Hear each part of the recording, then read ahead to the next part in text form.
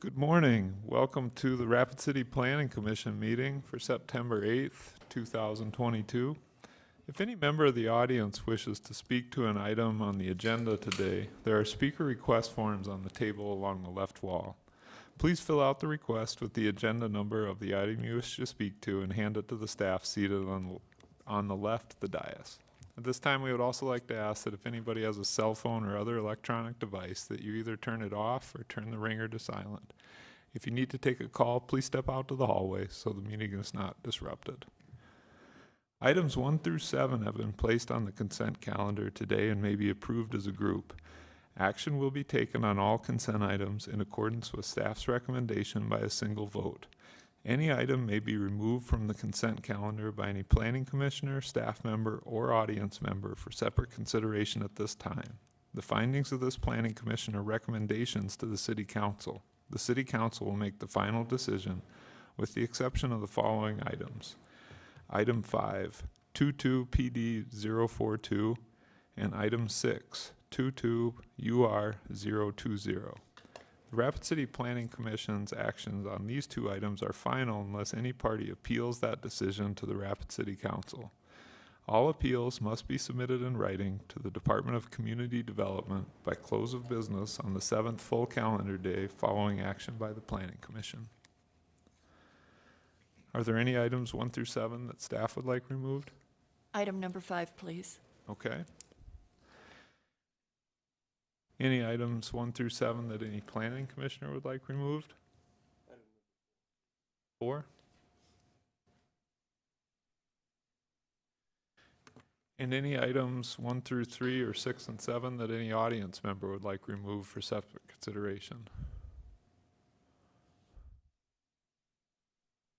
The chair would then entertain a motion to approve items 1, 2, 3, 6, and 7 in accordance with staff's recommendation.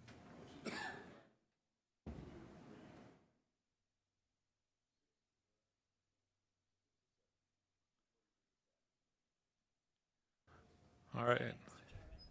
Vince made the motion to approve items 1 through 3 and 6 and 7 in accordance with staff's recommendation, and Brooke seconded that motion. Any discussion on the motion?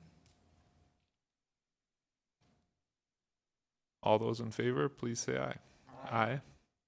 Any opposed? Motion carries. Item number 4.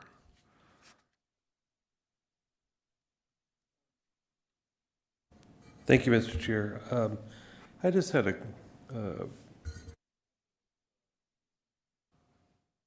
can keep that on. There we go.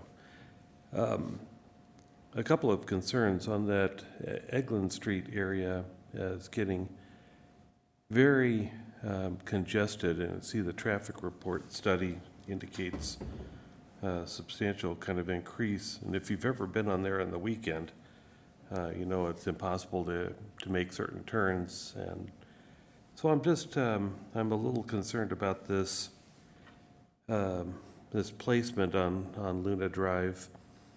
You have one road that is meant for straight traffic, but then it'll be designed for turning into this new project.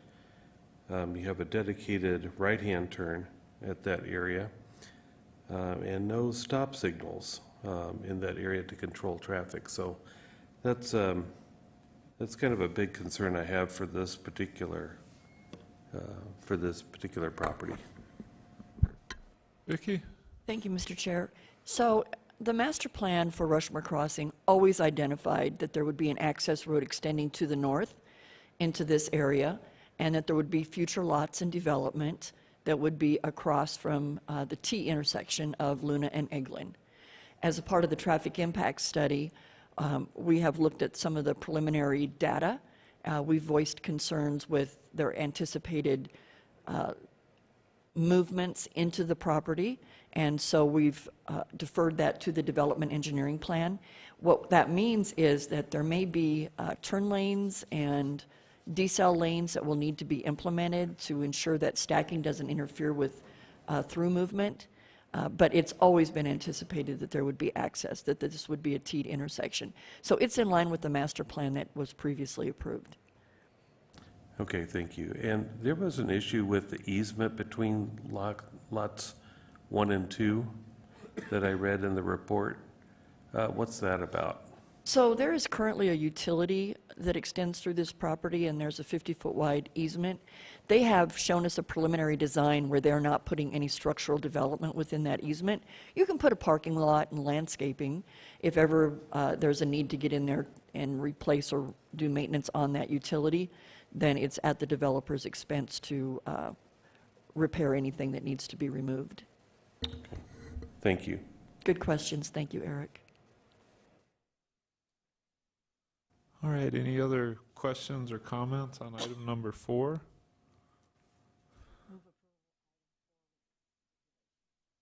All right, Karen made the motion to approve item number 4 with the stipulations as listed.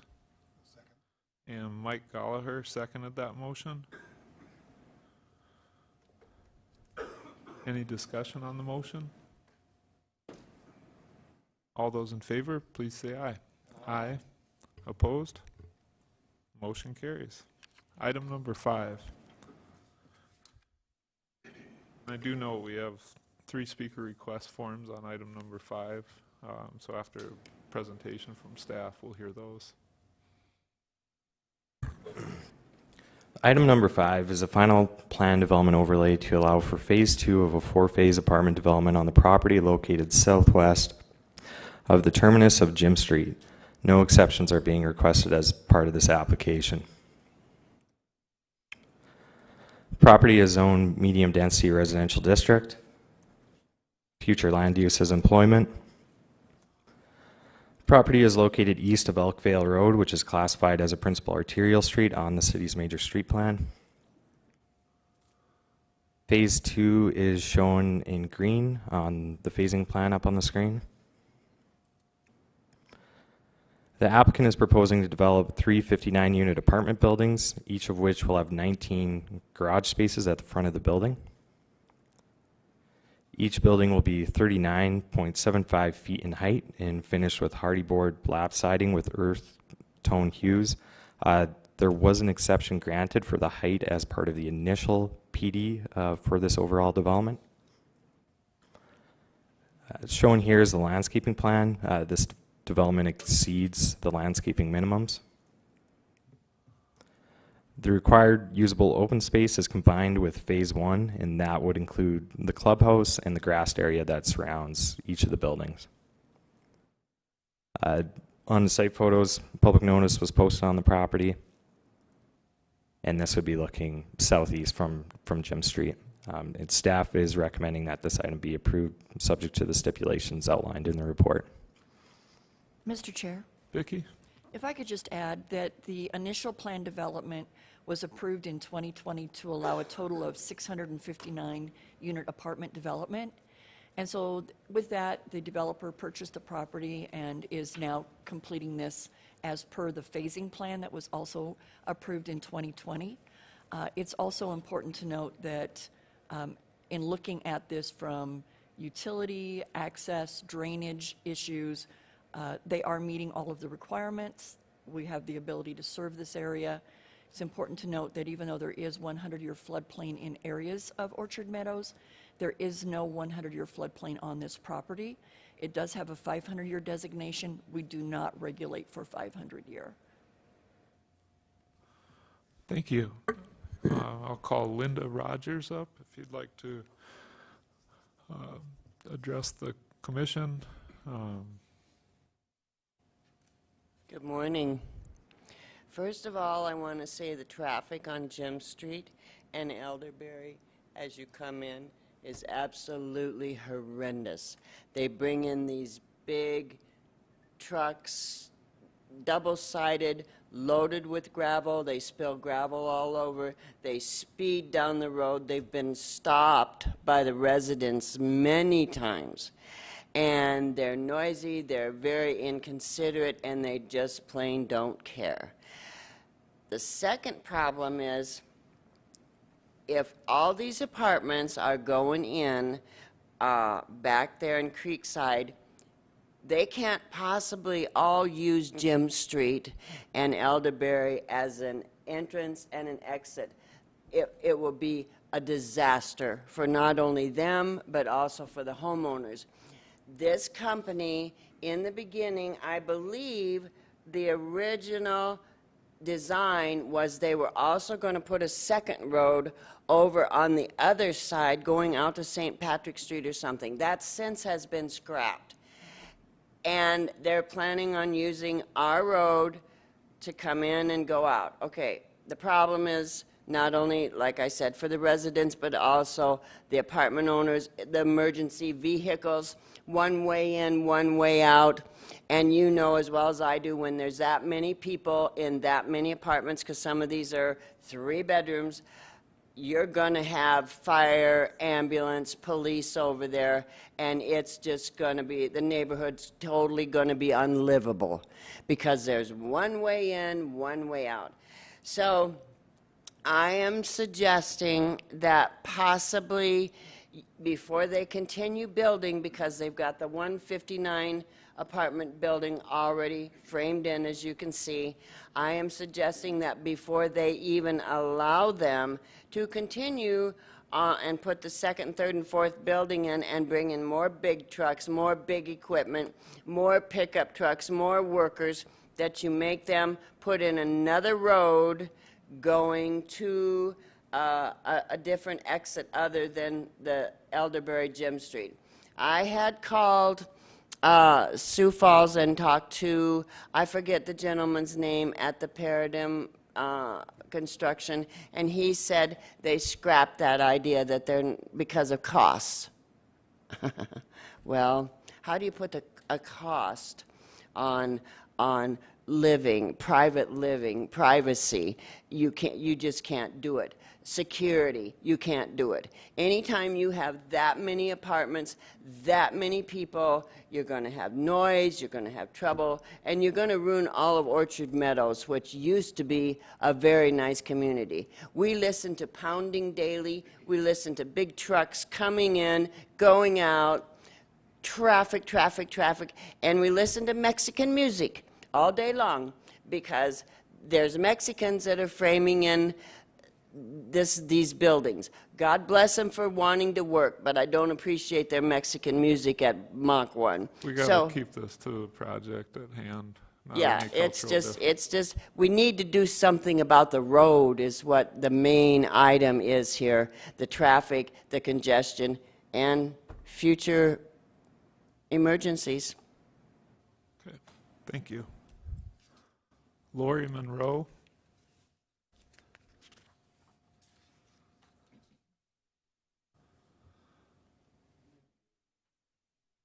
Good morning. I am here about the road as well. I live right on Gym Street, right before the apartment complex. And as Linda had spoken, the construction workers right now and those vehicles are speeding down that road. I have stopped 2 different people that are driving huge equipment too fast. I have grandchildren over there and we have pets. There must be another avenue out for all these people, and that's just what I'm here to say. We need another avenue out for all of the traffic. Thank you. Shelley Quackenbush.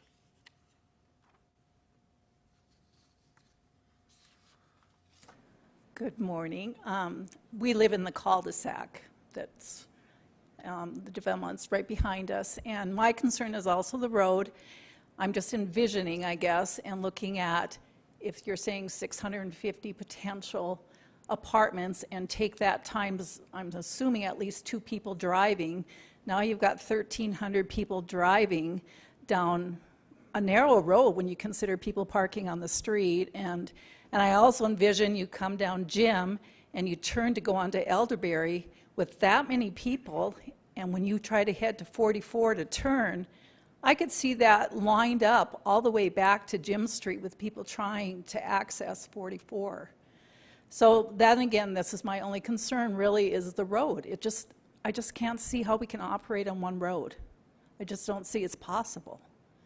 Not for safety, for emergency, for privacy, all those things. It's just way too many people for a single basically residential road. It's, if it was a wider, whatever, it just doesn't make sense. So that's my plea.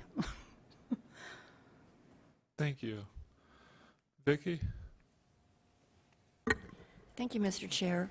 I really appreciate that the neighborhood has shown up today to bring forward these concerns. There is a procedure in place that if there's a construction site that is creating issues within a neighborhood, that we can contact Public Works, and they will send construction crew inspectors out there to visit with the team, slow them down. If they are displacing gravel or rock, then they need to clean that street as they go. KIP has shown a phasing plan for the 4 phases of development. Please note, when they submitted the initial plan development in 2020, it did require that they submit a traffic impact study with that. And the traffic impact study did show that this phasing would work with the street connection as described, where Jim Street would serve as primary access for the first 3 phases, and then Java Garden Way will be the second point of access that will then start dispersing the traffic both to the east and then to the north and then back to the east.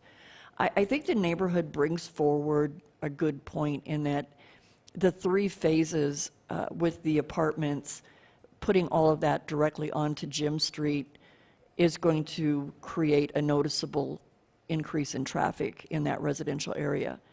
As a part of what you're reviewing today, you could add a stipulation that as a part of phase 2, before a certificate of occupancy is granted, that they finish the driveway from this phase to Java Garden Way, so that you've got our 2 points of access as a part of the second phase.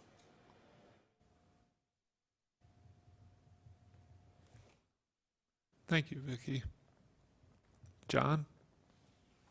Wouldn't that just bottleneck the traffic onto Elderberry at a different point?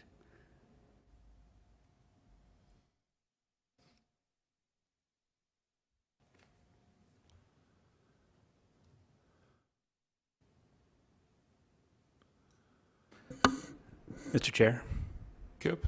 is that the point you're talking about, John, right there? You'd have traffic coming down Jim and up Elderberry, and then also coming out to Elderberry there. Correct. Yeah, the other option that they have is to come all the way out of Jim to Pioneer and then take Pioneer up to East Highway 44. So that would technically provide them 2 different points of access at Pioneer and at Elderberry. So the First Lady said that the original plan contained another egress. Is that not true? Mr. Chair, Vicki? Kip, if you'll put back the phasing plan. So Java Garden Way is the second point of access. So right now, Jim Street and Java Garden Way are the 2 points of access. That has not gone away.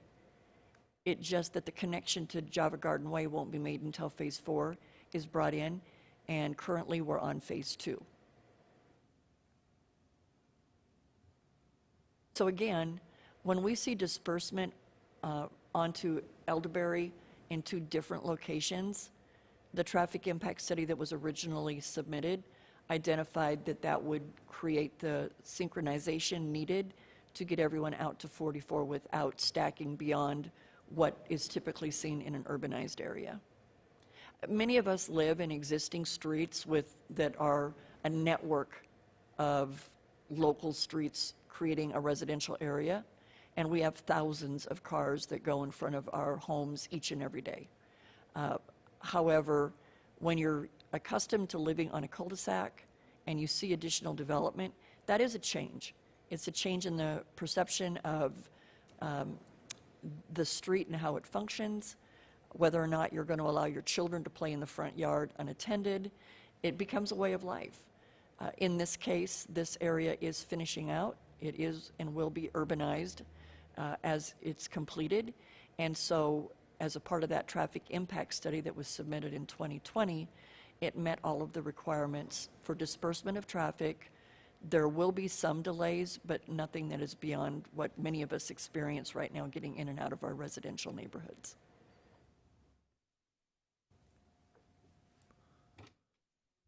Thanks, Vicki. We've got a few more commissioners that want to speak. If you'd like to make another comment, please fill out a second request, just so I don't lose you, if that's okay. Eric Ottenbacher? Thank you, Mr. Chair. I'm just kind of curious if the light sinking between Elderberry and at Highway 44, if that could be changed at particular times of the day to facilitate more egress out of that area, such as in the morning time, maybe later in the afternoon, to accommodate the increased expected traffic. Mr. Chair, Vicki? we have a traffic division within Public Works, and this is what they do at all signals that are under the control of the city. They monitor them, they do traffic counts, they adjust them as needed for peak hour demand. Todd, is there anything else you'd like to add? Todd?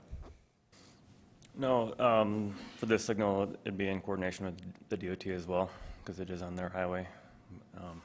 But yes, Vicki is correct. We do monitor that for stacking and try and optimize the signal timing.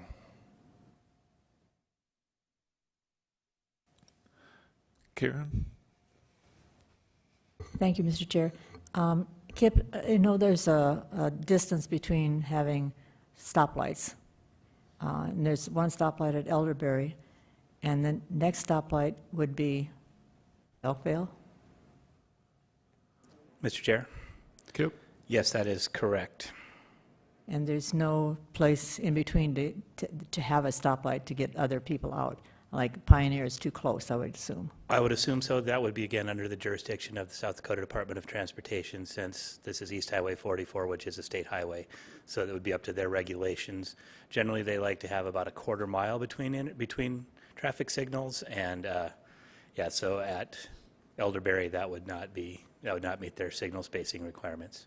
Okay. Mr. Thank Chair? I'm sorry, at Pioneer, I'm sorry. Vicki?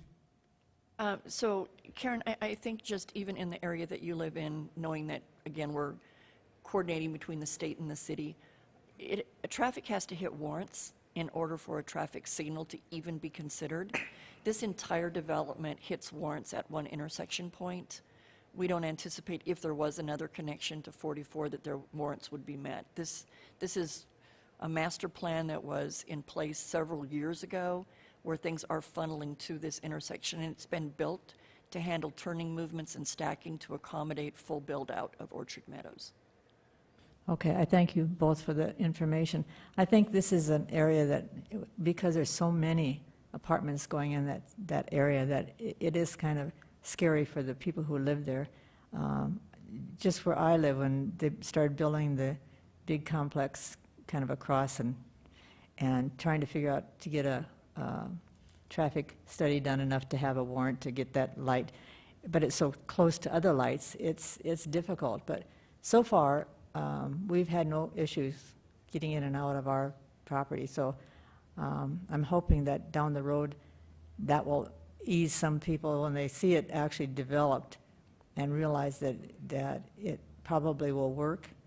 I think the scariest part would be having a fire or something like that would require. This doesn't trigger that 40-unit rule of one way in and one way out.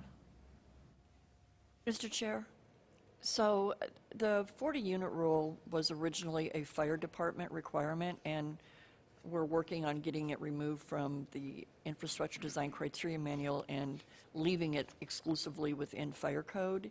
Okay. Because apartment buildings have to be fire suppressed, they're not under that same regulation. Very good. Thank you.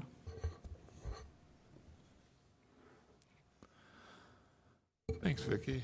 Have there been any, we don't have fire department here. I was wondering if there have been any comments about the phasing plan from emergency services as far as access. Tanner's indicated that we did receive comments from the fire department, but with the fire suppression, the fire flows in the area, placement of fire hydrants, they are in support of this development as presented.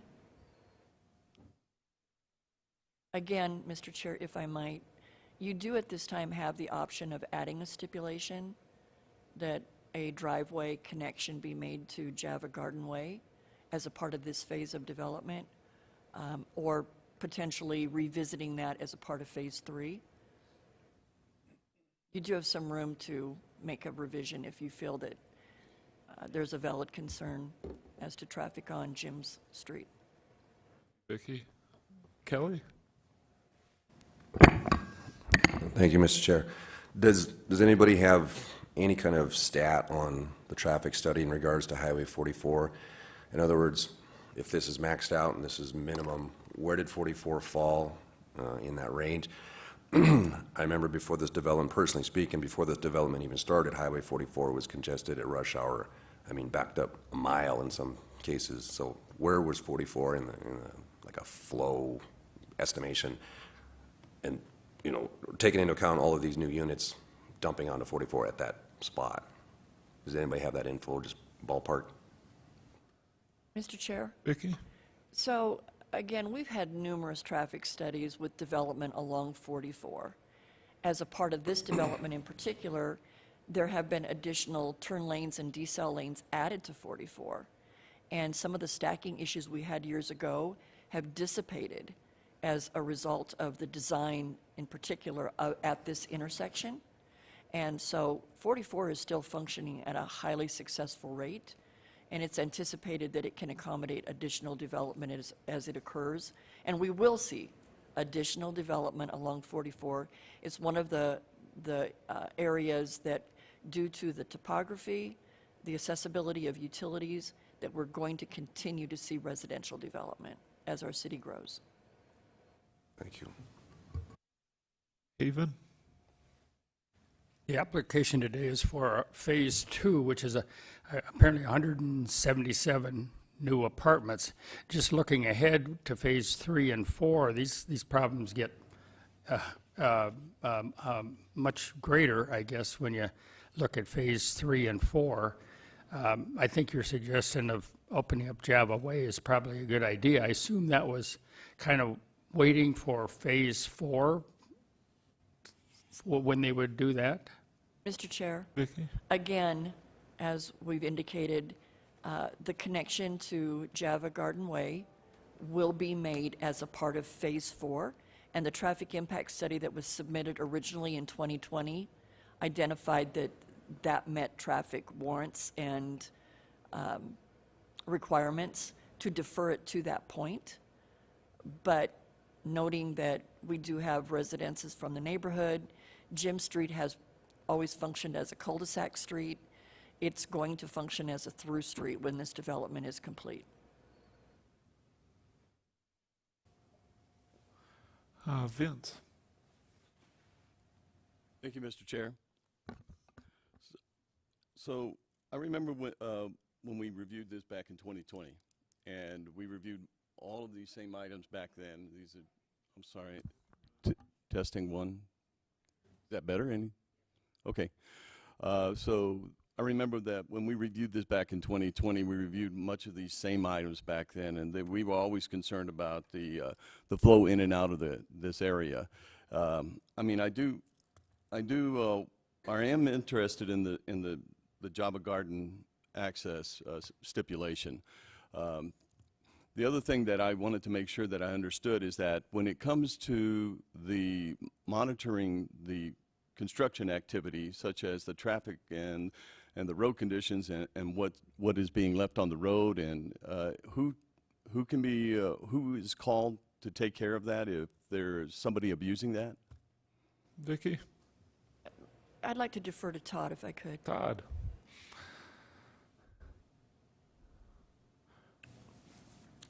As far as construction debris on the road, any complaints can probably be directed to Public Works. We do have a construction group that watches ongoing construction. Speeding, that might be a police department issue. So to call the city's Public Works when it comes to the road conditions? Yeah, if talking about like gravel being dumped on the road and stuff like that. Okay. Yep, And the same thing, I assume, for noise, that would have to be handled through the police department as well, or? Noise, well, construction is allowed to begin at 6 a.m. and end at 9 p.m. Okay. Those are our hours, so if there's excessive noise, that would be more of a nuisance thing. I think code enforcement is probably the appropriate folks, or the police, I'm not positive, Okay. but Go ahead. Again, we do have inspectors that would be watching to try and keep a handle on that if they know about it. Okay. And when we looked at the floodplain, what was the point about the 500-year flood? I'm sorry, Vicki, would you? Mr. Chair, Vicki? the portions of Orchard Meadow have designations of 100-year floodplain. You may recall when Dream Design first brought Orchard Meadows forward, they were working on a CLOMAR, a conditional letter of map revision, with FEMA in order to minimize the floodplain. As a result of that, there are some walkways within Orchard Meadows, and I see we've got the Director of Parks and Rec here this morning. I think there's parts of that that the city actually does maintain, if that's correct, Jeff. And so it's been to the benefit of the community that we've gotten to set aside that open space for community enjoyment. As far as the floodplain regulations, we regulate the 100-year floodplain. We do not allow any development within the floodway, and then that flood fringe within the 100-year that's adjacent to the floodway requires a floodplain development permit. We do not regulate development within the 500-year. The way it was presented to me when I did FEMA training many years ago is that if the 500-year floodplain is impacted, NOAA's building another ark, so. Okay. So let's hope not. So lastly, this project, one of the things that we were concerned then was the open space in this project. And you mentioned it exceeded our expectations or our requirements for the city. Can you give us more details on how that exceeded? I'll defer to Tanner. Tanner? Yeah, so the open space is combined with the clubhouse in phase 1 and all the grassed area that surrounds each of those apartment buildings. So the minimum requirement, the numbers worked out that it did exceed the requirement between phases 1 and 2. So exceeded, but can you put a figure to that? Square feet, possibly, acreage, anything? Off the top of my head, I remember it was 18,000 that it exceeded square feet. Oh, good, okay. All right, thank you. Thank you. Mr. Chair, if I might. Vicki? So whenever we see these developments that come in with actual constructed clubhouses, it's such a benefit to those that are going to be residents. Gives them a gathering place if they want to have a Super Bowl party or a birthday party that's outside of an apartment unit. It also allows them to have a community feel to the apartment development itself without impacting the neighborhood or minimizing that impact to the greatest degree possible, and which is a major reason why we do require the open space. We want to make sure that these families that live here, if they want to frolic with their children on a lawn, they're doing it within the development itself. They're not having to walk down the street to a public park. They've got that enjoyment right there, and it minimizes their impact on the single-family residential development that abuts this. Thank you, Vicki. That's exactly what I wanted to make sure that we got across today. Thank you. Mike Kwasny? Thank you, Mr. Chair. And I don't know if this goes to Todd or who it goes to. There looks like there's a collector street, proposed collector street just south of this that enters into Elkville Road. What is the time frame for that to be in place, and could it possibly go further north to help with this? Mr. Chair? Vicki? So just south of this development is the area that really is undevelopable because of the floodplain. So it's not anticipated. As you can see, Kip, do you know what Collector Street that is that he's referencing coming in south of this subject property? Yes. I believe that is Marlin Drive extension all the way up from along Elkville Road. It is not anticipated that there will be a connection to that because of physical constraints. So there's no possibility of any other access points other than the two that are there, Jim and Jeff of Garden Way. That's the only access points that are going to ever be? At this time, never say never, but at this time, we've not seen development plans that would show any connection to the south. There is a connection to the east. Kip pointed it out earlier. It's Pioneer. And that goes off of Jim and then goes over to Pioneer. Correct. I can understand the concerns of the people that are there, and I think the option to have Jaffa Way have that earlier versus later is a good option, and I think that's something we should include in our plan. But Highway 44 is congested. I know that the feeling is that it's taking care of business, but there are times when I've seen it, it doesn't seem like it's taking care of business. It has gotten better, but boy, I tell you what, there's a lot of traffic on 44, especially morning and evening. So it's something I think we should continue to look at, and if there's any options to get other, we should be looking at that and see what we can do. Thanks, Mike. Further questions or comments from the commission? John? You said Zim was built as a cul-de-sac street, basically? Can you speak into your mic? Sorry, John. We have a power outage here. We're saving money. So, can it handle this? I mean, we've done this over and over again, where we dump all this traffic on these streets that were never built to handle that much traffic. You know, you got dump trucks, you got everything coming in and out of there, and by the time the whole thing's done, the street's shot.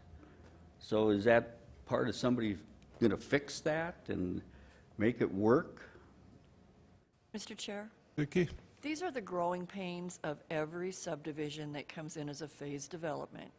If you're buying a lot and building a home in a new subdivision and there's undeveloped land around you, there's going to be trucks, there's going to be noise because the development is going to build out. Again, Jim Street is a local street. Even with this development, it is not handling any more traffic than other local streets throughout the city that have that through traffic movement. The traffic impact study that was submitted shows that these are acceptable volumes with the disbursement of traffic both on Java Garden Way and Jim Street within the two northern connections, either Pioneer or Elderberry. Thank you, Kip. So I am not a traffic engineer, but in looking at what they've submitted, what our traffic engineer and what the state reviewed, all streets were at an acceptable level with the master plan, full build-out of Orchard Meadows. And this is a part of their master plan. So this was done, what, 2 years ago, 4 years ago? The master plan for Orchard Meadows. No, the was traffic done. study. Oh, the original traffic study was done when Orchard Meadows first originated. Todd, can you put a guesstimation on that? What year? Prior to 2018 or during 2018, I think. I don't know if anybody else has noticed, but we have a lot more traffic on all these collector streets, main streets, everything. And I don't think it's going away. Because all these out-of-state licenses are still there, and it's past Labor Day. So I think they're moving here. We really need to look at this stuff. We create our own problems by not having good ideas. Why doesn't it dump onto 79 somewhere? Why can't we do that? Mr. Chair? Vicki? Again, we have a division within Public Works that monitors all of our streets throughout the city. Potentially not necessarily local and lane place streets to that extent, but these key turning and trafficking streets, such as Elderberry, 44, 5th Street, Omaha, between the state and the city, they are monitored yearly. Signals are adjusted as needed. You see construction projects going on throughout our city constantly, and in many times they're putting in a turning lane, increasing a decel lane. we watch and monitor growth patterns. We're in a growth cycle right now. Rapid City is significantly increasing in population throughout the city. So again, it takes collaboration. Kip is not only our future land use division manager, he's also the transportation coordinator for the city. Today we call it alphabet soup because we've got 3 meetings with the state, local communities, Pennington County, Meade County, on collaboration, not only for what traffic is happening in Rapid City, but what development and traffic is happening within our region to ensure that we're always forward-thinking, we're anticipating growth, and we're making adjustments as needed. I think John made a great comment. I just want you all to know the effort that is coordinated between all of these interested entities, cities, counties, and state to ensure that we're communicating, we're looking forward, and we're trying to get ahead of an issue before it becomes a safety concern. It may become an inconvenience until we get an issue adjusted, but at no point do we want it to be a safety concern. Kelly?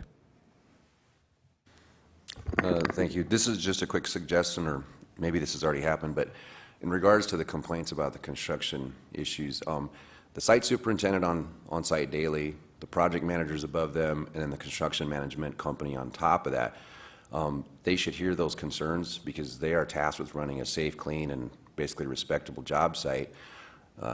And respecting the locals is part of that. So if they're not hearing these concerns, they probably should, and you know, the city can reach out, locals can reach out.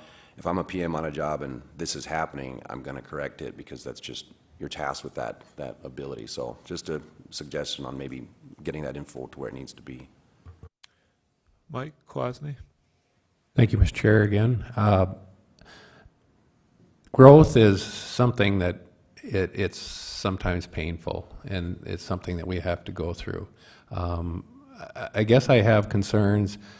When I look at Pioneer Drive, for example, is that planned to go through so that it can make an intersection further south, so that it goes over to Elkville?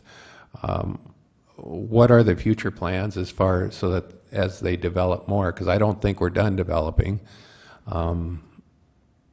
Is all that being thought out? And to John's point, I think we need to do a better job of that. I've said many times, and I'll use Sheridan Lake Road as a great example, we don't have enough access points coming out of neighborhoods. And I think that's our job as the city, is to make sure we plan that well so that we have multiple access. And I think that's what we're hearing from the public, and I think that is a valid point, and I think we need to adhere to it and make sure as we develop more that we find those multiple access points however we need to do it. So I think it's just a point of growth, but we probably could do a better job of making sure that we're ahead of it. So, Mr. Chair, Vicki? if I might. So in addition to the overall review that we collaborate with on traffic concerns and growth patterns, whenever we bring you a proposed plat, one of the criteria that must be met in any plat application is extending the street connection to the adjacent property wherever possible. Remember, developers purchase a piece of land, they develop in an isolated capsule. We're here to look at the big picture. If physically possible, we require those street connections, east, west, north, and south. We ensure that the traffic volumes, based on the traffic impact study that they're required to submit, is within acceptable levels. In this case, we do have some physical constraints from Orchard Meadows to the south. When Pioneer area should redevelop, if it should, and mind you, that is actually out in the county right now, it would be annexed in, and we would be looking at any redevelopment plans to see what street connections we can get to the south and improved access to the east as well. So it's one of the biggest pushbacks we'll get from a developer when they're saying, but we don't need that street connection for our intended use, but we need it for the street networking, for disbursement of traffic. And we always appreciate when we have those stipulations, when you as a team support our recommendations and ensure that they are made. All right. Are there questions or comments on item number 5 from the commission?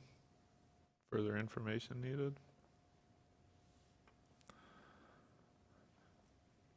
Anybody have a motion? All right, Vince?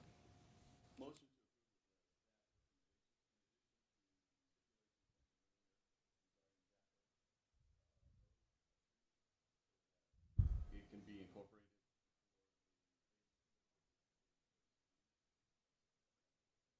Mr. Chair, Vicki? if I might, a stipulation is added that prior to certificate of occupancy being issued for Phase 2, that a driveway connection from Phase 2 to Java Garden Way be completed.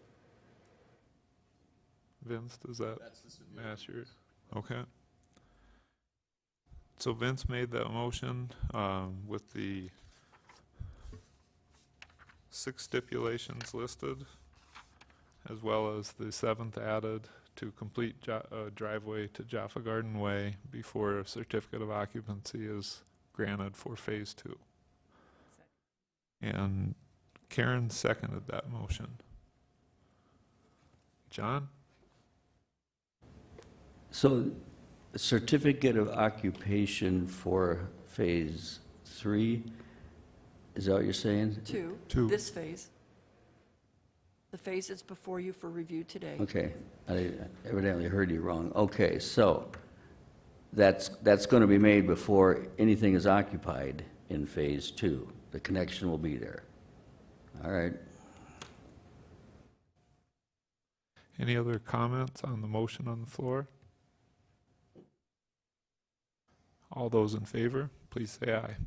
Aye. Any opposed? The motion carries. Mr. Chair, Vicki? just as we finish this topic, I really do appreciate the neighborhood showing up today and sharing their concerns. I think that our actions today make for a better plan for the neighborhood as a whole. I also wanted to share that I have no doubt that the city engineer is listening to this meeting as we speak, and he has assisted me when I've received complaints from neighborhoods on construction sites that aren't behaving well, whether they're cutting through an area. So know too that when we approve construction plans, we approve a haul road route that they have to follow. So if they're abusing that, they can certainly have the inspectors speak to the construction workers and see if we can't get some compliance. So thank you for sharing that. Thanks, Vicki. That takes us to item number 8.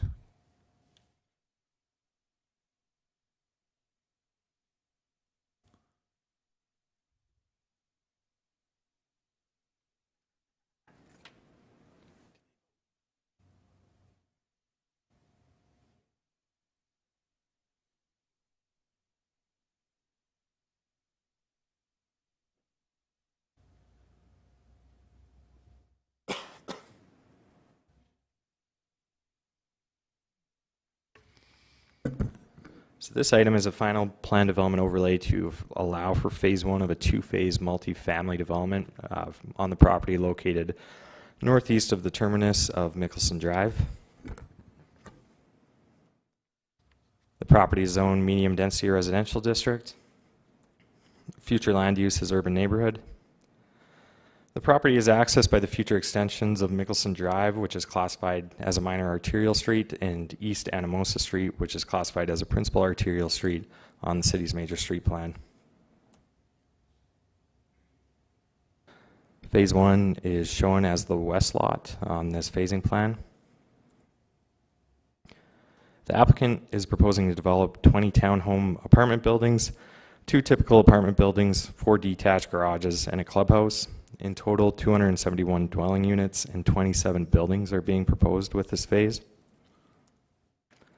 These are example elevations of the townhome apartment buildings. Approximately 40% of the townhome apartments will have front attached double car garages, and all of the townhomes will be 2 stories and under 35 feet in height. This is shown here is the apartment elevations. The buildings will be 3 stories or 33.2 feet in mean height. This is the elevation of the clubhouse. The applicant is requesting an exception to allow a 20.9 foot building height in lieu of the 15-foot maximum for accessory buildings. Staff is recommending to approve the exception as it does not appear to detract from the character of this neighborhood, and there's no impact on sight lines or natural light for adjacent properties with its location in the development. So shown here is a landscaping plan. The applicant is requesting to reduce the required landscaping by 22%. Staff is recommending to approve the exception considering the large size of the parcel and the location of the provided landscaping. The required usable open space will be provided by the clubhouse and by the grassed area that surrounds each of these buildings. Public notice was posted on the property. It's shown pretty small there, but this would be looking northeast into the property. And staff is recommending that this item be approved subject to the stipulations outlined in the report. And I'd be happy to take any questions the commission may have. Thank you, Tanner. Eric Odenbacher. Thank you, Mr. Chair. Yeah, when I take a look at this, I see that some of the buildings, though, do exceed 35 feet. And even though it is a mean height of a little over 33 feet, we still have some buildings that exceed that 35 foot. Don't they require an exception? No, the way we measure height is from finished grade to the mean height of the building. So the medium density residential district stipulates a 35-foot height limit, and that's specifying a mean height of a building, so the midpoint between eaves and ridge. So no exception to be needed for a ridge height that's over 35 feet, as long as the mean height is within that 35-foot limit. And finally, the landscaping points, that's a pretty substantial reduction over what is accepted. So can we go over the landscaping points and why, why we're allowing or accepting a 22% reduction? Sure, yeah. So the landscaping is based off the size of the parcel minus the building footprints. And with that, they require 573,339 landscaping points, and they're showing 448,835 landscaping points. The reason that staff is recommending to approve the exception is the size of the parcel, how large it is. So once you get larger size parcel, those numbers get a lot larger, and the location of where they're providing the landscaping. So landscaping is meant to improve it, as outlined in the report. It's meant to improve the aesthetics of the property, and it's meant to provide a buffer from adjacent land uses and roadways. So they're providing, 45-foot minimum spread trees along the perimeter of the property, which provides a buffer from those adjacent land uses and arterial streets, and that would be the reason why staff is recommending to approve the exception. Okay, no more questions. Thank you. Mr. Chair, Vicki? I really appreciate that comment, Eric. In many instances, based on the current landscape regulations that we have, someone can propose grass and bushes and meet the landscape point total requirement. And there's not a lot of regulations as to placement. We can't, if you've got a grove of trees on the backside of a property and as you develop it, you leave that grove of trees, you get to count those, but no one sees it. What we like about this landscape plan is that they are going for some large trees and a significant number of them. It'll be visual, it will provide buffering, it'll break up the hardscape of the pavement. So it's meeting the needs of the landscape regulations in and of that design, but just the type of plant material is far more aesthetically pleasing than what we typically would get. That was a great question, thank you. I'm going to hop in while there's nobody else. Getting to accessibility or traffic pattern accessibility, if I understand correctly, that Mickelson Drive will be constructed to at least the northwest corner of this development, and Anamosa Street will be constructed to at least the southeast corner of the development as part of this? If I could defer to Todd. Todd? That is correct. Before this property can actually sell, they'll have to go through the final plating, and then as part of that final plat, those improvements will have to be in place or surety posted. They're currently working on Anamosa right now and Mickelson, so yes, it should be completed by the time that this is done. Just a quick follow-up, that means Anamosa will connect to the north. There won't be a Correct. gap as we've Correct. seen in Yep. other areas. At Shepherd Hill South is the next phase to the northwest. That's also under construction and paved. Wonderful. Any other questions or comments on item number 8 from the committee?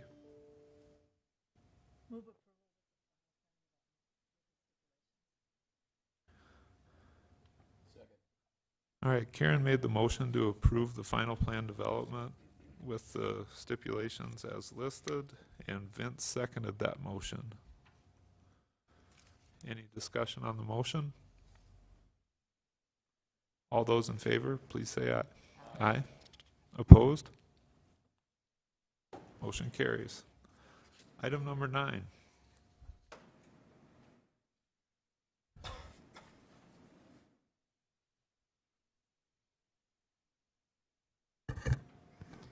So this item is a final plan development overlay to allow an apartment development on 4317 Bernice Street. The property is zoned office commercial district. Future land use is mixed use commercial. The property is located east of Neal Street, which is classified as a collector street on the city's major street plan. The applicant is proposing to construct 2 12-unit multifamily dwellings and a detached 7-car garage in the northeast portion of the property there and southern portion of the property. The applicant is requesting exception as part of this application to allow a 39.5-foot tall building height in lieu of the 35-foot maximum. Staff is recommending to approve the exception as it does not appear to detract from the character of the neighborhood and appears to have minimal impact on sightlines and natural lights on adjacent properties.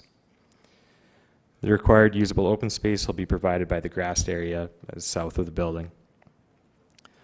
On the site photos, public notice was posted on the property. This is looking east along Bernice Street and looking west along that same street. And staff is recommending that this item be approved, subject to the stipulations outlined in the report, and I'll stand by for any questions. Thanks. We have a couple of speaker request forms. Leah Belgard and Thomas Gutter. Sorry if I mispronounced your name. If you could just identify your relationship to the project. Sure. Hi, yeah, so these are just a few kind of concerns. Respectfully, I kind of disagree. It will affect the sightline. We're homeowners Yes. East of the development on Missoula Street. Yeah, we're that third house down at 635. I mean, it will affect the sightline. We're going to have, from what it looks like from the pictures, there'll be 4 families minimum that will be able to get a bird's eye view into our backyard. So that's also a concern, is our privacy will be vastly kind of affected by that. Another kind of concern, so I guess that's just kind of what it is. It looks like we'll have the house or the apartment right by our property. So that's kind of my biggest concern, is that we're going to be staring at a wall full of little tiny windows, and then people will be able to look in on that. Yeah, well, and I want to thank you guys for hearing our comments today. So like I said, we're homeowners directly adjacent to the development. And I know the gentleman earlier said that it wouldn't detract from our view, but we actually have a very beautiful view of the hills directly from our backyard, and this would block it probably completely. You know, as Thomas mentioned, it would detract from the privacy of our backyard. We do have a privacy fence in place right now, but with the 39.5 feet of these apartment buildings would basically render that useless. And that's the majority of our concern. I think there's been a lot of apartment development in that area, in around our area generally. And I think with this addition of more apartment buildings, there's already traffic backing up along Homestead, and very grateful for the connection to Elkvale. I think that's been great. But we do see, even coming out of our street from Missoula onto Homestead, that getting backed up in mornings. So again, with the increase of more residents, we're gonna see that worsen. And you know, we're just, as homeowners, we're just worried about the decrease in value of our home. Like I said, we have a beautiful view right now, and this will really detract from that. Yeah, I think those are our main concerns. Yeah, if we could request not to have it increase the height limit that's already in place, or if there's a privacy fence that could be built between the two, would help our situation. Thank you. Thank you. Greg Jensen?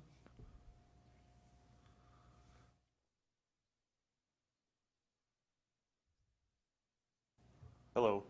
I live in the middle lot, and my big fear is I'm going to constantly have people looking in to our backyard. We're going to look out and only see apartments now everywhere we look around. And then I worry about traffic, the parking lots, the lights coming in at all hours, worse than it already does. We already see the lights from the street, but you know, if people are pulling in and parking directly into our backyard, I worry what we're going to have for, if we ever decide we want to sell our house. Now we have apartments all around. So, thank you.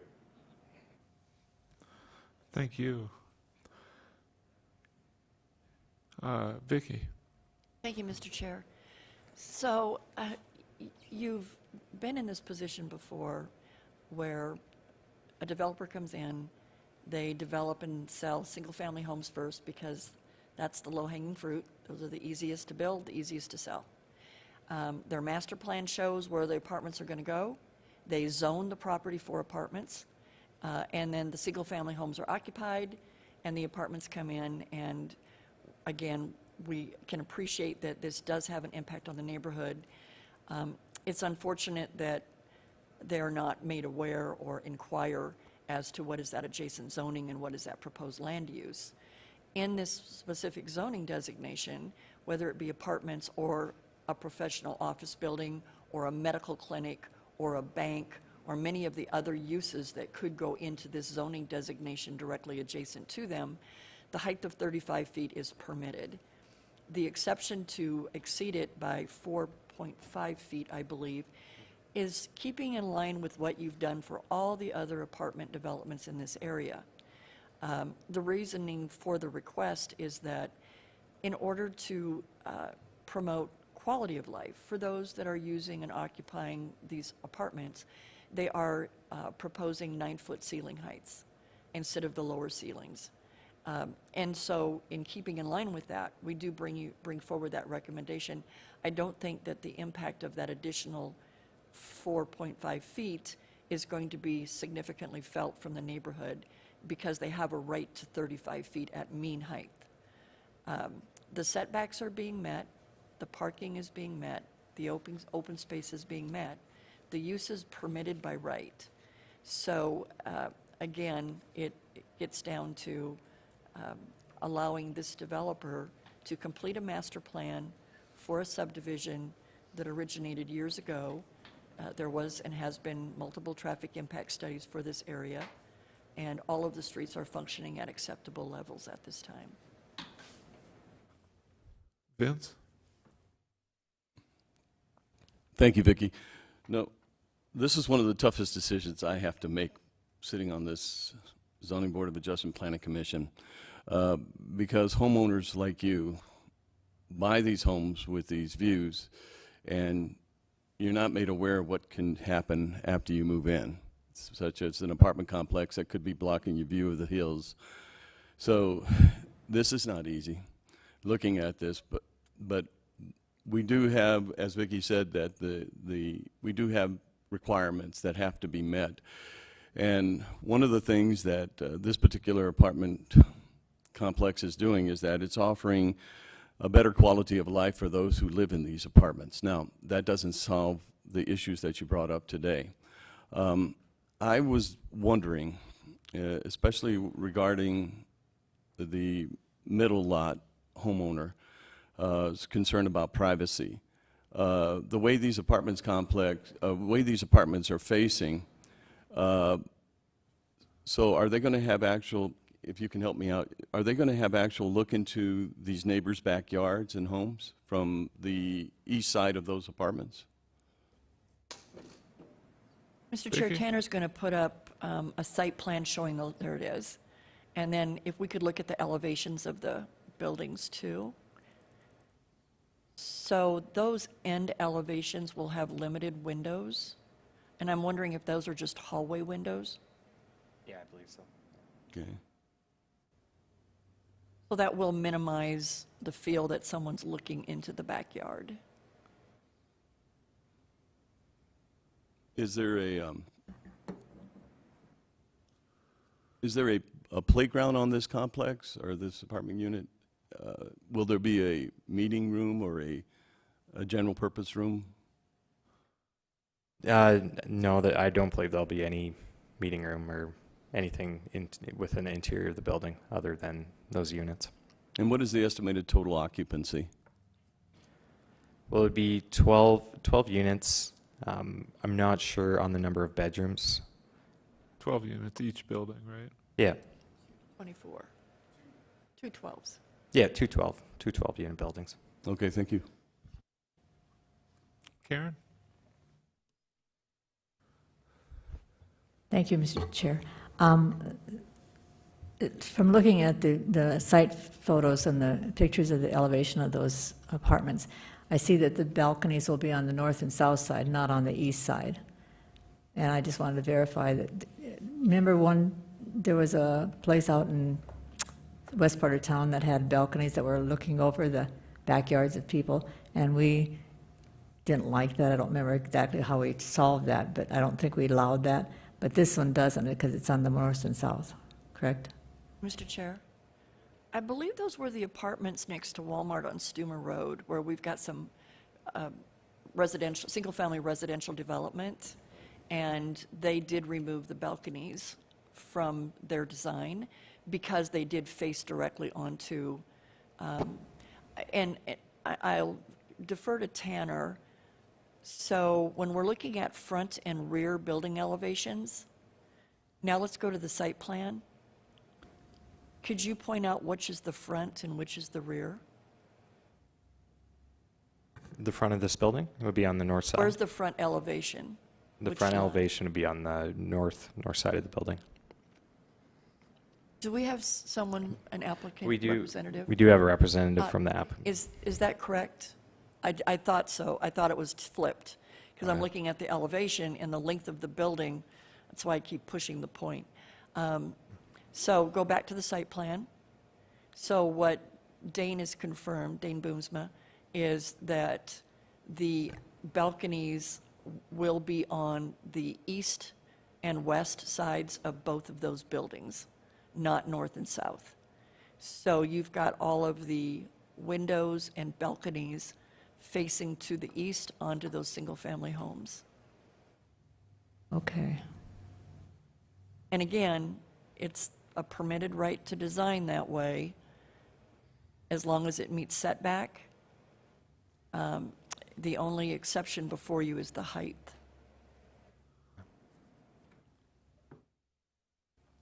So there will be balconies facing those houses then. I don't know, the last time, when we did it the last time, there was close proximity or something. There was some reason why we denied that, and I don't know how, because we don't design buildings itself. And I don't know if you can do something other than maybe put a barrier in the fences so they can't, you know, if they sit there, you can't see through it. I don't know if there's anything you can do to solve that.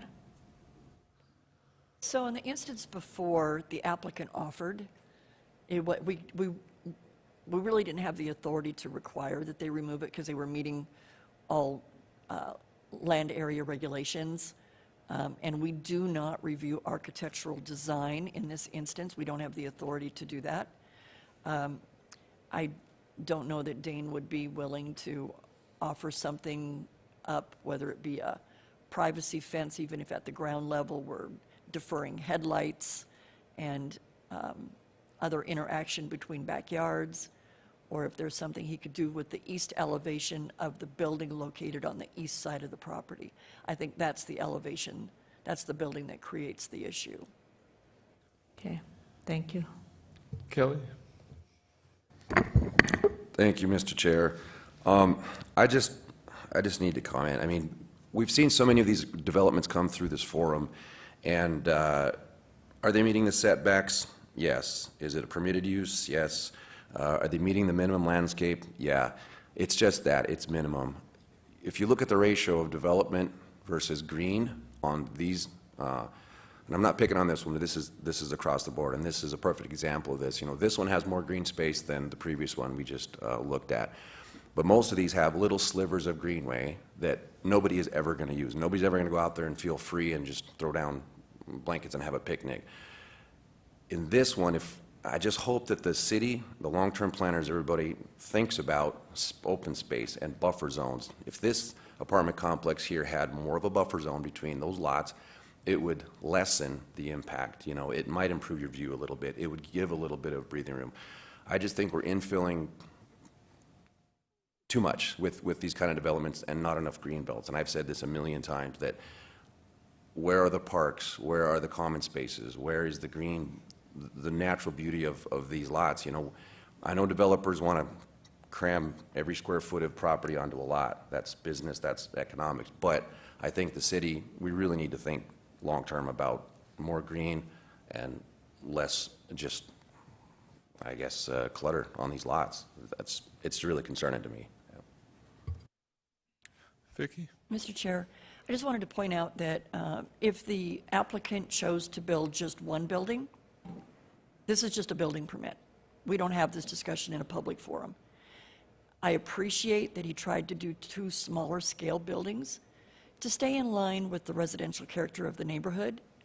And so that being default, we are looking at growth in the city, and we're looking at huge concerns with the cost of sprawl. And in order to address that, we are looking at increasing density, not decreasing it. It's become quite an issue for the city to have the linear footage of streets and utilities to maintain over the course of time. And so you will see, as many cities have, we're going through growing pains where we're a big little town and now we're becoming a small big city. We've got to allow for additional density in order to maintain the environment, to preserve what we need for generations to come, to minimize the cost of maintenance of access and utilities. So we did bring forward a proposal several years ago to increase the setback for an apartment development to a single-family residential development, but that didn't get any traction and it didn't go forward. So at this point, they are meeting the requirements. If the design is changed where these buildings are connected, this is just a building permit. Mike Kwasny? Thank you, Mr. Chair. I think this looks like a great development, and I think it's something that it goes along with our growth again. I guess when I see this on the top floor of, there was a picture that showed the back of the building. Is there a way that the developer could put even some kind of a privacy deck fence so that it blocks along that, particularly the top floor, and maybe it's just a simple, so that they can still look straight out, but they don't see behind in the yards. It might be an option, and that's, again, we're not here to to design buildings, but it might be a good neighbor thing that they could do.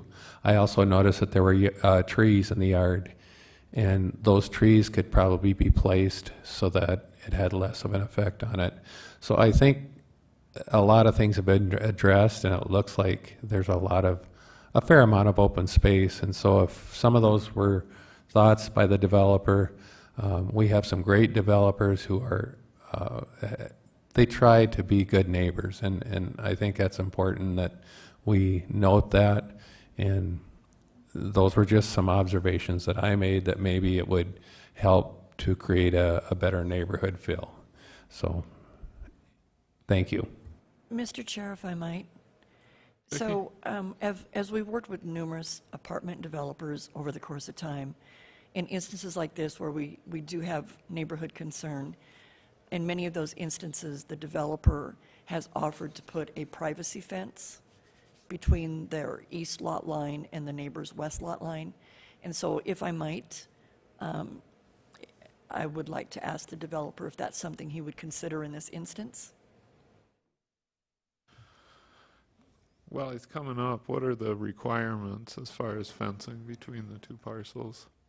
So if this were a commercial use, a 3-story medical clinic as an example, they would be required to put in a screening fence. But because this is residential, they're not required to. If you could identify yourself. Dane Boomsma, and representing the developer, actually. I think it's notable that this lot actually could handle 34 or 35 units per the ordinances, the calculations. We're only asking for 24.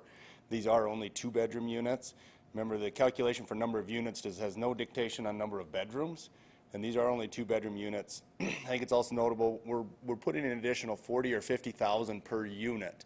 Now that's exterior, interior, in all of the finishes, and the size of these units as compared to the ones I built right across the street that are more your workforce housing type style apartment. These are a nicer apartment that are going to have a different clientele than what is across the street from them. As far as the fence goes, I don't know off the top of my head which houses have fences, which ones don't. I don't think that's unreasonable for us to consider when we do the landscaping, that we would add the additional fence if there is some gaps in the fence because some of the neighbors don't have privacy fences. I lived right below a 3-bedroom or 3-story apartment building on the west side of town, and I built the house there. The apartment was already there, and it was a concern when we built our house. That was absolutely the best neighbor. Apartment dwellers, generally speaking, are not loud. They do not spend a lot of time outside.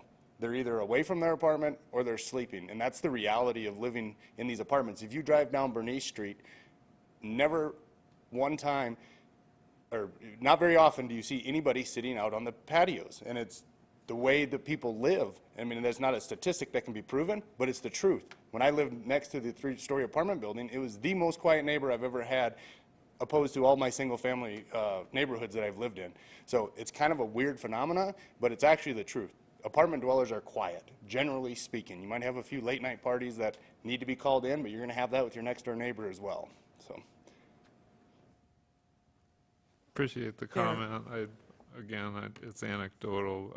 I can't speak for the quietness, but I can't speak for, they don't use balconies. Everybody asks about them, nobody uses them. Anyway, Mike Kwasny. Thank you, Mr. Chair. And I think those are all good points, Dane. This looks like a great complex as far as the complexes go, and again, I would ask you to maybe look at where the tree placement, and I don't know if you have any options for it. That's a very good option too. I don't know that a privacy fence is going to do a lot as far as blocking, especially the upper 2 floors. I still go back to what I said on if they were to put some kind of a privacy on the, I don't think the decks get used that much, as was mentioned here, but I think that would do further to solve the problem, and it would be less expensive for the developer. The expenses have to be considered as they're developing these, so thank you for your time. Mr. Chair. Vicki? Based on Dane's comments, and thank you for trying to work with the neighbors in this instance, I would suggest that a stipulation be added that a privacy fence, a minimum 6-foot-high privacy fence, be constructed along the east lot line where a privacy fence doesn't currently exist. And that one goes to reducing headlight glare. If you look at the design of the parking lot, some of them will be facing directly east. That will assist so that those neighbors don't have headlights shining into their backyards and potential homes. And just having that physical barrier, when someone that's living in a single-family residential development, just knowing that they don't have anyone walking over on the apartment development that can look into their backyard, is sometimes just preserves the integrity of privacy. I don't know that requiring screening on the balconies would do much. We couldn't require a balcony to have a rail of 6 feet, and if it's just a 4.5-foot rail, anyone's out there, they stand up, oh, wait, they're over the height of the opaque screen. So I would encourage you to add a stipulation that a privacy fence be added where needed to provide a consistent screening, 6-foot screening buffer between the two properties along the east lot line. Mr. Boomsma, do you have another comment? I just pulled up Google Earth, and it looks like every single house has a privacy fence. And if there's something I can do to help improve that privacy fence, of course we will do that during landscaping. But it does look like the entire east side of that lot line already has a 6-foot privacy fence on it. Okay.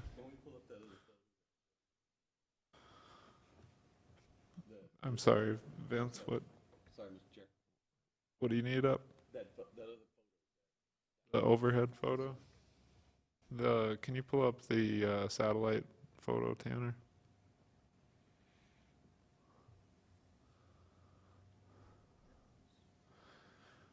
Brooke, you're up. Thank you, Mr. Chairman. Just a question or clarification for Ms. Fisher. So really today what we have the option to weigh in on is the height of the buildings, and that's it. So for all of the debate on the other things, that's really not, we don't have it in our purview today to make any changes to that. Is that correct? Mr. Chair? Vicki? So if it were identified that they were putting a use on this property that would create violations of, let's say, odor or noise, et cetera, then you could look at what it is you need to do to mitigate it. And I think that what the neighborhood has identified is they've got concerns with privacy. But as long as they're meeting that setback by ordinance, they're providing the necessary privacy to that adjacent property. The headlight glare is something that you have looked at in the past, where if the parking lot is designed where it's pointing into a residential backyard, you have required screening fences. In this case, thank you, Dane, for pointing out one is there. What we may want to consider is to see if you could go to the landscape plan. I see that a lot of the landscaping is proposed south of the buildings. And if maybe we could get those trees relocated as much as possible along that eastern lot line. Landscaping helps diffuse noise. They do grow sometimes to 40 feet in height, and it can help be that visual buffer that the fence won't provide. Thank you. Vince? Thank you, Mr. Chair. Vicki, I was thinking exactly the same thing. I don't know if the developer would even be interested in helping some of these homeowners put those trees, or help them put trees on that lot line. So that may be something to consider as a good neighbor, you know, if they're interested. So I just wanted to mention that. Thank you. Kelly?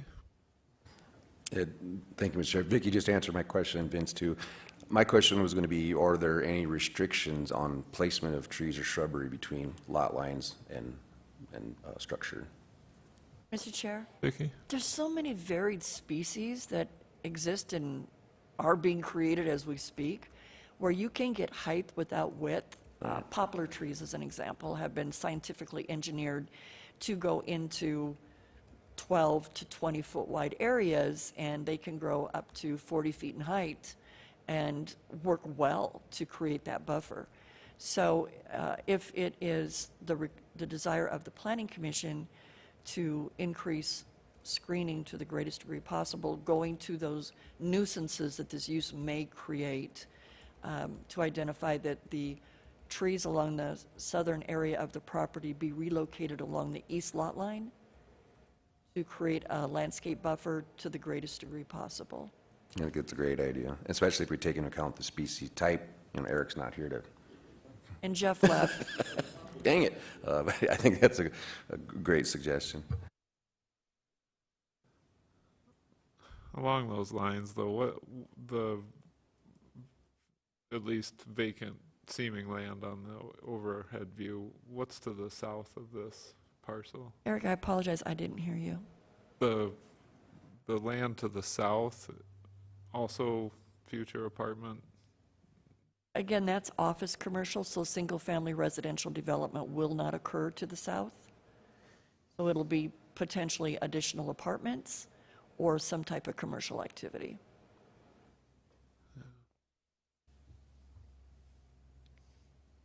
Well, it seems for privacy purposes, having trees on the side with the most windows would probably be smart. But Mike Kwasny. Thank you, Mr. Chair. I would propose that we approve this final plan development. And how would we word it to put the trees in? I don't know how exactly that wording would take place. I think you could just say that trees be provided along the east lot line as area permits to create a landscape buffer. Just leave it at that. Okay. I would add that to that. So that's a motion? That's a motion to approve. Number 10 with the 7 stipulations listed, in addition to add a stipulation to orient the trees along the east lot line as space permits. Does that? That sounds great. Right. Okay, yep, that would be my motion. I'll second, Mr. Chairman. All right, Mike Kwasny made the motion as stated, and Brooks seconded that motion. Any discussion on the motion? All those in favor, please say aye. Aye. Opposed? The motion carries. Mr. Chair, I know we need to Vicki? move things along, but if you might, just thanking the neighborhood that did show up today. I think the fact that they took the time out to come in this morning, it helps us make a better plan, and you guys did a great job just batting things around, and thanks to Dane for offering some proposals. With the comments shared, I hope that it will mitigate the impact of this to a higher degree. Landscaping can be significant, but it takes all of us working together to get the best plans for the community, and we just need to acknowledge that when people show up at the meetings from neighborhoods, we do support that and appreciate that they're here. Okay, we're opening item number 10 now, and Haven is abstaining from item number 10.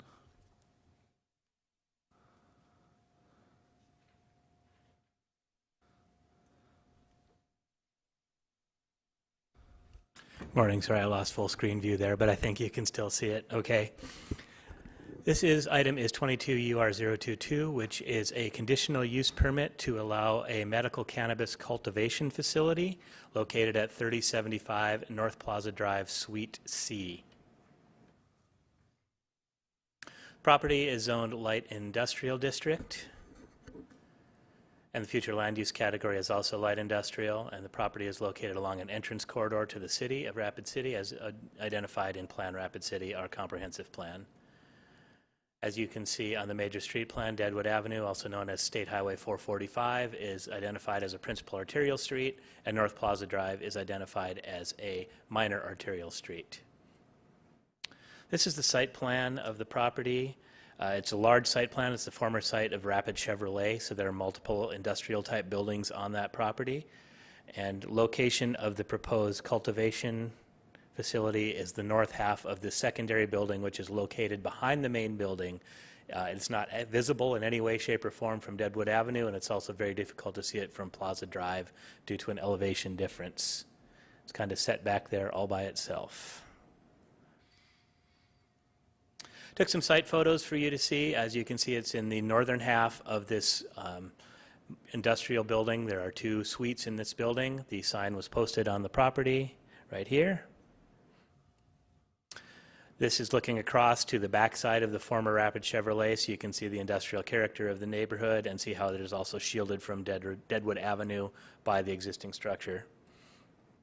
And then this is looking to the north from the property itself. Again, it's more industrial development and no visible access from North Plaza Drive or Deadwood Avenue. And then looking to the south as well. I would like to note that the applicant is in the audience. The applicant is also has an approved dispensary located in the southern half of this building. This was a permitted location for a medical cannabis dispensary, so you did not see the review of that. It is located well over 1,000 feet from any school and over 500 feet from any residentially zoned district, park, church, or daycare facility. However, since cultivation is always a conditional use, that cultivation permit is before you today. They'll be located in separate suites. There will be no back and forth movement between the suites. There will be a locked door between them, so the public will not have access from the dispensary into the cultivation facility. I'm available for any questions. The applicant is here in the audience if you have any questions for him. Otherwise, staff recommends approval with the stipulations as outlined in the staff report. Thanks, Kip. Any questions from the commission for staff? Comments?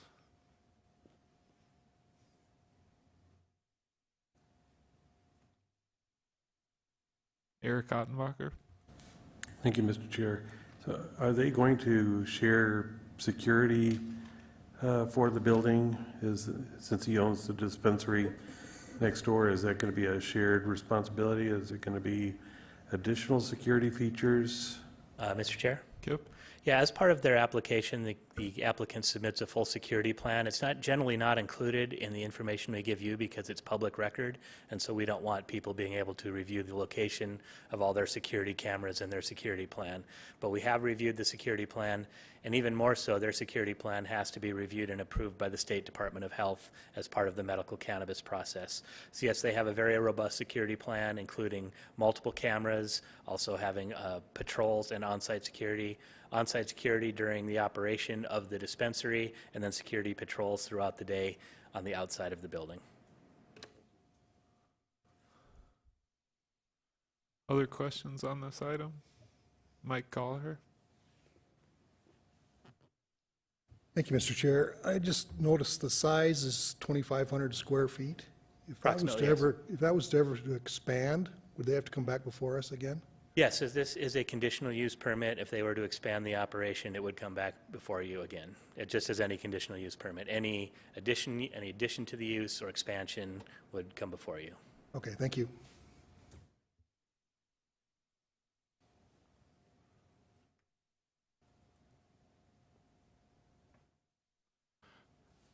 So I'm jumping in with a question here. This building is actually 2 levels, correct?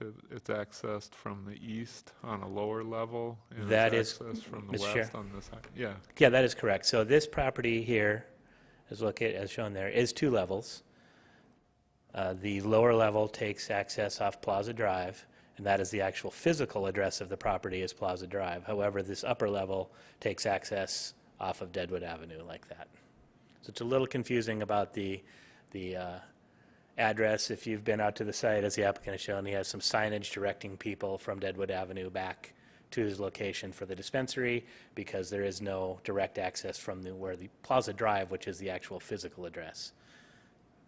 And so long as all the stipulations as enacted in our ordinance are met, there's no issue with having it in a multi-tenant building?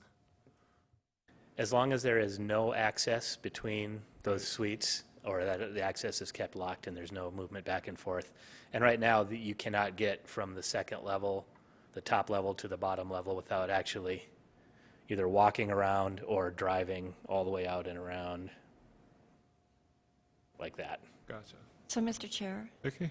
That's actually a state regulation, and I look over and I see Justin from the attorney's office. No one knows the state's medical cannabis ordinance as city staff more than Justin does. So is there anything else that we should expand on regarding shared uses within a building? Justin? No, I think you guys covered it. I would say that the state rules and regulations do have some exceptions for businesses that are going to be in the same building, basically to kind of encourage this type of a use. As long as there's locked doors, there are some exceptions that provide that cultivation be in the same building as a dispensary, for example. And again, that's to kind of encourage and recognize that that type of a use is fairly common elsewhere in other states. The key caveat, as mentioned several times, is that there needs to be security and locked doors between the two so that a person from the public could not go from the dispensary and access the cultivation. Thank you. Any other questions for staff or comments on item number 10? All right, Vince?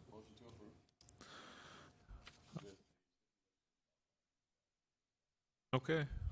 Vince made the motion to approve item number 10 with the 7 stipulations as listed. Is there a second? Second. Karen seconded that motion. Any discussion on the motion? All those in favor, please say aye. Aye. Opposed? The motion carries. Staff items, planning commission items today?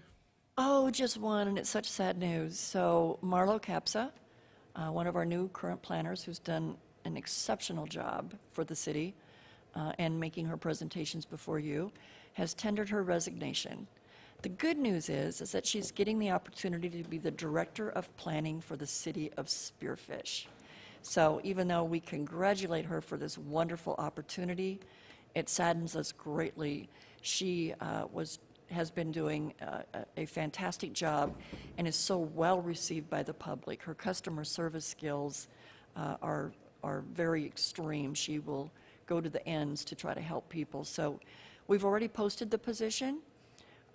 We have a division that Sarah Hansel is a division manager, known as the Project Planning Division. We've have it in our budget to hire 2 planners under Sarah. We've posted those positions as well. With that, you will see new faces in this meeting. We know that there's parts of the zoning ordinance that needs a big overhaul. A lot of the great discussion that you brought to the table today identifies some of the frustration that you're faced with because the limitation of where your authority is. Sometimes we breathe things to you that you don't have the authority to say no to. And so we're looking at the ordinance where we can make things permitted and where when they are conditional, you do have the ability to take a position where you can change the course of design or allowance of the use. So bear with us, new faces coming, but we're starting over. It takes quite a bit to get the training completed, and it's a huge loss for us. Unfortunately, Marlo couldn't be here today. Her last day is September 21st, so you won't see her again. She's leaving the day before our next Planning Commission meeting. All right. Thanks, Vicki. Eric Ottenbacher. Thank you, Mr. Chair. And maybe this is for a longer discussion on this, but with the anticipated big development of Folsom Road, the additions at the base, we're looking at, increasing our population 15-20% in a short period of time. And, we're already talking about traffic congestion like on Eglin Street or down Highway 44, those kind of things. I guess, thoughts run through my mind as we approve a lot of these things that are going on, but is there a brake system so that our infrastructure can keep up with the growth? And I guess that's a question for Todd more than anything, is how well are we prepared and are we behind the curve in terms of infrastructure supporting this rapid population growth? Todd? Excellent question. You talk about like Eglin Street. Currently, when we have what we'd call a deficiency, as far as like a capacity or a level of service issue with our roadways, we would fund that through CIP like Eglin Street is funded in the future to widen to 5 lanes and potentially add a signal or two. So we have historically been reactionary to what the actual warrants show, which is typical.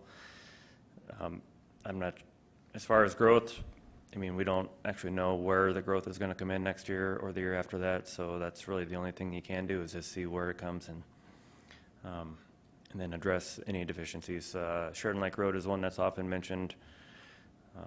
There is a deficiency at the Catron intersection as far as level of service. We have a project for that as well to widen that and make improvements. So that's, it really comes down to funding and identifying what the actual needs are and not what speculation is. You know, earlier talking about Jim Street and that whole neighborhood, sometimes there's a misperception on actual capacity constraints versus perception. You know, people see more traffic and they think there's an issue, but roadways can handle a lot more traffic than what some of the local residents think it can or would think it should. So.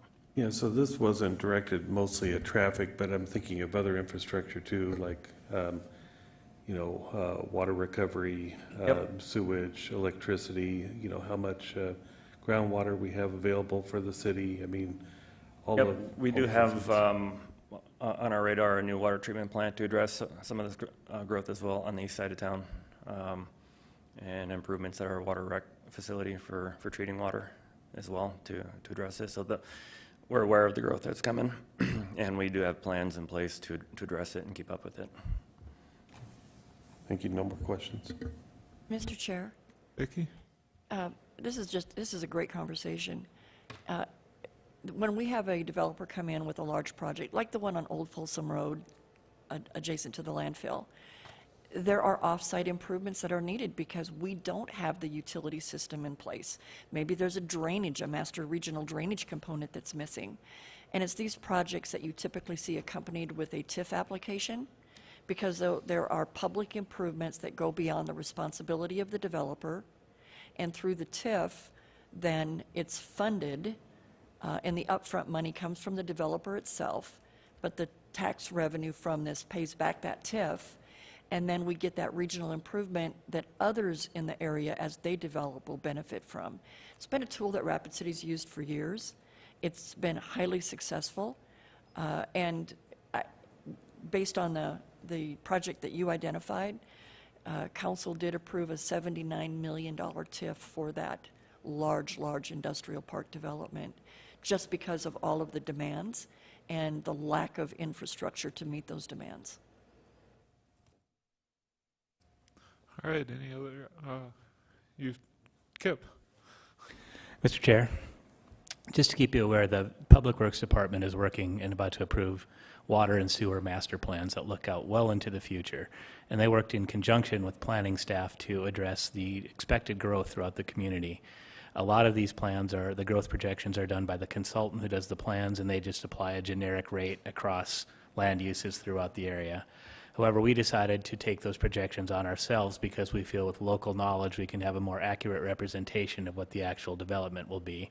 And we use a lot of sophisticated tools like our GIS system to screen out areas with unstable slopes and unbuildable areas and floodplains and things like that to make sure that the growth that we're projecting is actually what will occur.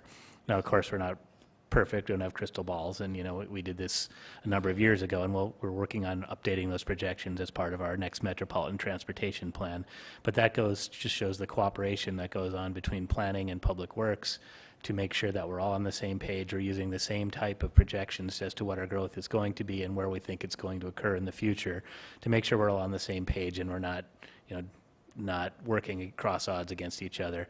So as we update these projections, we'll start those in 2023, and we'll be working closely with Public Works staff to ensure that where we predict growth to occur is also where they predict to be able to supply, you know, utility service, water and sewer. Because if we say this area is going to develop residential in 10 years and they say, well, we can't have water there in 10 years, then it doesn't do us any good to project that growth. So that's something we work on constantly, or not constantly, but every few years we go back and revisit those. I will say our last projections were done before the official announcement of the B-21 Raider program at Ellsworth Air Force Base, so they may be a little low out in that area. We just recently received actual numbers from the Department of Defense as to what they predict the growth to be out at Ellsworth Air Force Base, and it's about 4,400 people over the next 20 years. So that is about, right now, about 5% of our population. We also did these before the pandemic hit, so we did not see that influx of people into our state based on, the results of the pandemic. So when we look back at our projections, we'll probably be off a little bit, but we will take our new numbers into account, start with our new baseline, and go from there. And if you have any questions, I'm happy to talk demographic nerdery for as long as you'd like to listen to it. Thanks, Kip. All right. Anything else or a motion to adjourn? Mike Gallagher, motion to adjourn. Vince seconded that motion. All those in favor, please say aye. Aye.